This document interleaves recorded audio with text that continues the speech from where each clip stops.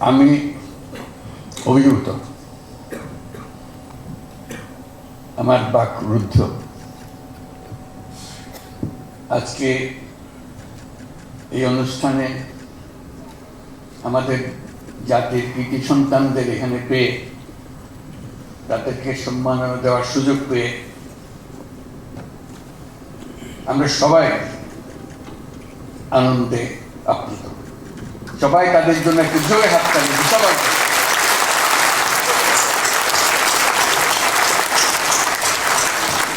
বিশেষ করে নারী ফুটবল টিমের জন্য। তারা আমাদের হৃদয়ে স্থায়ীভাবে আসন নিয়েছে। তারা আমাদের জাতিকে বিশেষভাবে উদ্বুদ্ধ করছে, সেজন্য আমরা তাদের প্রতি কৃতজ্ঞ।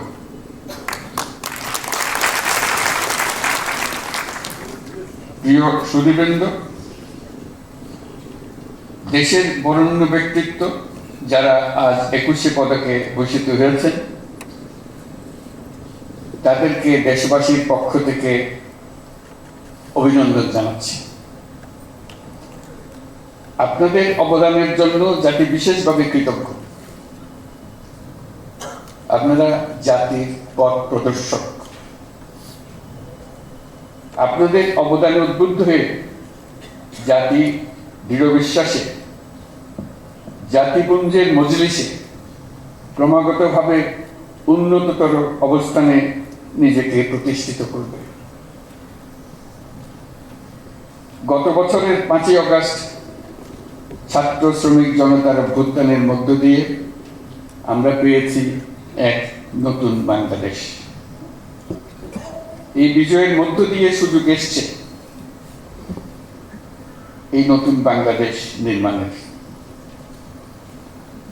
আজ এই পদক প্রদান অনুষ্ঠানে আমি গভীর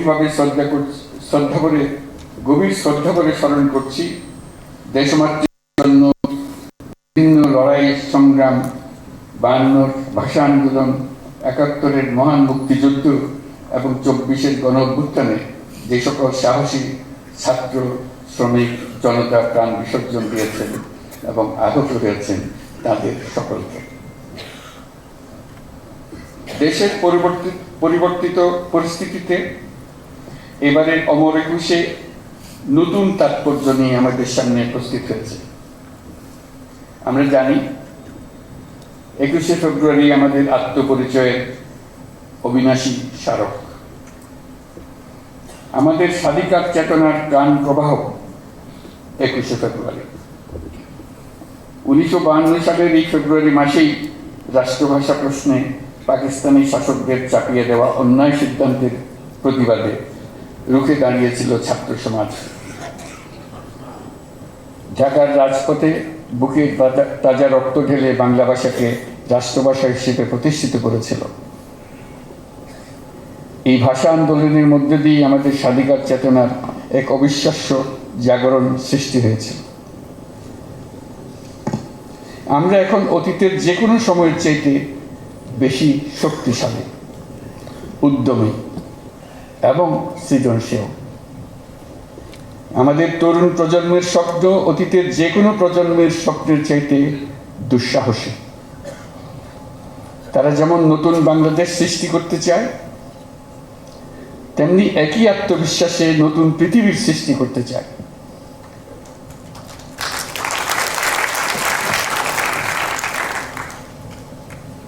নতুন পৃথিবী সৃষ্টিতে তারা নেতৃত্ব দিতে চায়। সেই নেতৃত্ব দেওয়ার জন্য তারা প্রস্তুত। ছেলেরাও প্রস্তুত, মেয়েরাও প্রস্তুত।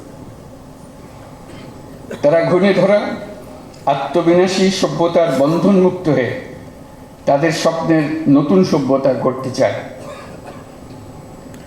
সেই সভ্যতার মূল লক্ষ্য থাকবে পৃথিবীর সকল সম্পদের উপর প্রতিটি মানুষের সমান অধিকার নিশ্চিত করা, প্রতিটি মানুষের স্বপ্ন দেখার এবং সেই স্বপ্ন বাস্তবায়নের সকল সুযোগ নিশ্চিত করা, মানুষের জীবনযাত্রাকে এমনভাবে গড়ে তোলা যাতে করে পৃথিবীর অস্তিত্ব কোনো রকমে বিঘ্নিত না হয় এবং পৃথিবীর উপর বসবাসরত সকল প্রাণীর সুস্বাস্থ্য নিয়ে বেঁচে থাকা কোনো রকমই বিঘ্নিত না হয়।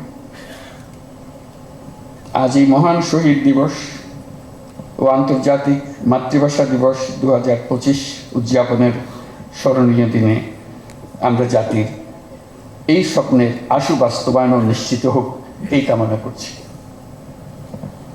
দেশে যারা আজ জাতির পক্ষ থেকে স্বীকৃতি পেলেন, কৃতজ্ঞতা জানাচ্ছি এবং তাদেরকে আবারও অভিনন্দন জানাচ্ছি। মহান আল্লাহ আমাদের স্বপ্ন বাস্তবায়নে সহায়ক হোক। ধন্যবাদ।